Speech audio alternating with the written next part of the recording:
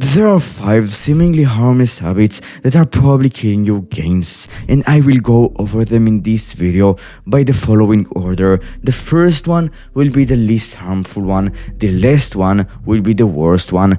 What makes me credible enough to talk about them?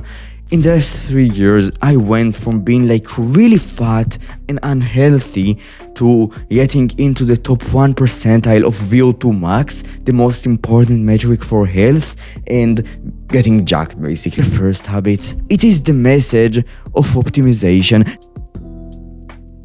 A lot of science-based guys, they get a ton of things right. They will make like videos for 10, 20, 30 minutes, like spreading the message of just do partial reps, bro, do my reps.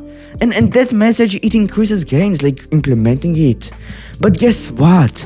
The message of just trying hard, of just sleeping enough, and like doing the fundamentals, it gives way more results, and it makes the message of optimization to the greatest extent from 95% to 100 obsolete. The 80-20 of fitness, the 20% that gives you most of the results when it comes to what you do.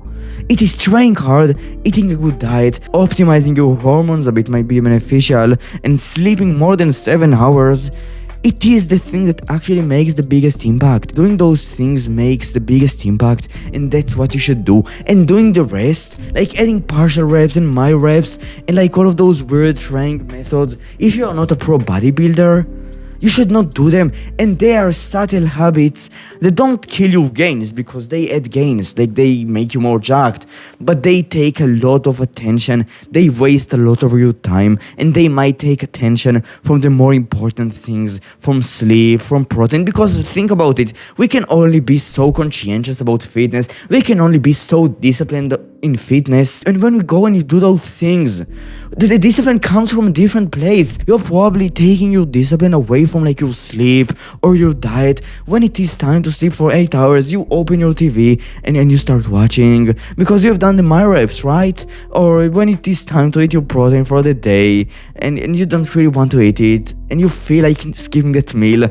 you've done your my reps, so you might as well not eat it, right? No, it's way more important to eat the calories, to eat the protein, and to sleep. The first habit that kills your gains is the optimizing the essentials and optimizing the things that are not important. And those guys online, they love to spread this message because it is unique, it is novel, it gets more views. And I fucking hate it. Like, bro, please listen to me when I say that I have nothing to gain from spreading the message of doing the fundamentals. I have no course to sell you about train hard, bro. I can't sell a course about eat your protein for the day. But that's the message I really want to spread, and that's the first thing. And then there is the second habit, and I will present it to you with a story of mine in the gym a few weeks ago. I went to the gym. I started doing a few of my sets. I was stronger than usual, so when I did a set of pull-ups, I did the first rep and then the second one and the third one. It was really easy for some reason, so I got to the 11th rep. And there, for some reason, I started to struggle all of a sudden. At the 10th rep, it went smoothly. At the 11th rep, I had a hard time. So I just stopped doing that set. But then when I stopped, after 5 seconds, I said to myself, you had more in the tank. So I got back to the pull-up bar and I started blasting more reps. That set, I did 20 reps. I didn't allow myself to push myself to my limits. The second habit is putting constraint on your effort. And that constraint kills your gains because intensity, proximity to failure is the absolute key for hypertrophy. And then there is the third habit, and this one is another propaganda that is pushed onto us. And this one is pushed because of novelty. This method is absolute BS, and it is fasted cardio. Now you might say, no, I love my fasted cardio. It burns fat, no glycogen, so I get leaner instead of just burning glycogen. But here's the thing. Fat loss, that's the main argument. The main argument for fasted cardio is that it burns more fats and less the glycogen, so you get leaner. No, like it burns more fat, less glycogen, of course, because you're fucking starving when you do that. You have no glycogen in your system, your performance goes down because a lack of glycogen causes suboptimal cardiovascular performance, and because of that suboptimal performance, you will burn suboptimal amount of calories. So here's the thing: at the end of the day, it is calories in versus out. When you just do a cardio with glycogen in the system, you will use the glycogen, you will have a better performance, you will burn more calories, and then afterwards your heart rate will be lower, so less fatigue and more gains in your workouts, and afterwards you will start to burn fat. It's like, it's either you burn the fat during the workout and then you have a better workout, or you burn it afterwards. If you like to do it, do it. I won't be the kind of guy who will tell you not to do it. But in general, eating some carbs before you work out, before especially your cardio sessions, is extremely beneficial. And then there is the fourth habit. And then there is the fourth and the fifth seemingly harmless habits. They are the same. Not the same, like exactly, but they are very similar. They work on the same thing. What's the most important thing for gains? At first you might say training, and it is absolutely true, and then you would say protein intake, probably, I assume, right? I don't know you. And then it is sleep. The most important thing is training, and then protein intake and diet, and then sleep, recovery, which is part of diet, but right. Sleep is the third most important thing for gains, and the fourth and fifth habits are the following.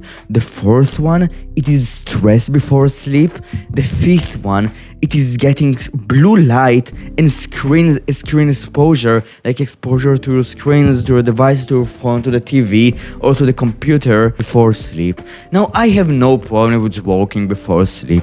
I have no problem with like watching TV before sleep personally. It's just that it kills gains. How? Blue light destroys sleep, and we all know that. Now you might say, I use blue light blocker, and I use the sleep mode on my phone, so it's less harmful, right? My big problem is with content consumption. If you are the kind of guy who has a really hard time falling asleep, it takes 30-40 minutes to fall asleep, then this is for you.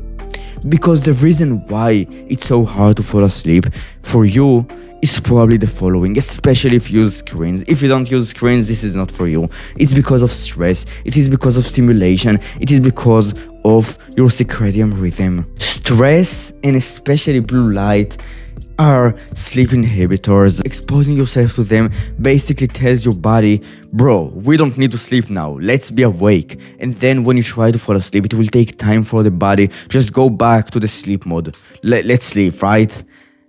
You tell your body, let's be awake, and then you try to fall asleep. That's what you do when you go and you open your phone and you start scrolling on Instagram and you see like horror fucking videos or funny videos and like stimulate yourself, or you genuinely stimulate yourself. Fuck you, Ori. You're a dickhead. You're a dickhead, right? That's what you do. And that thing, like, it is harmful for gains. Because sleep, right? And if you're the kind of guy who can perform like great without sleep, then amazing. Chronotypes are real. There are people who need less sleep. There are people who perform better when they sleep like midnight so they can watch TV beforehand. I won't be an arrogant piece of shit with this piece of advice. I will just put it on the table. Exposing yourself to the TV, like the news, or to short form content. Who the fuck watches the news these days, right? So short form content, streamers, Aiden Ross, right? I don't know, you might watch them. And like other types of content, it is harmful before sleep. Like podcasts might be fine, reading might be fine, like watching like relaxing videos might be fine, but in general, the stimulating content is probably not fine, and it is the thing that harmed your sleep. And that's basically it. I will see you tomorrow. Bye.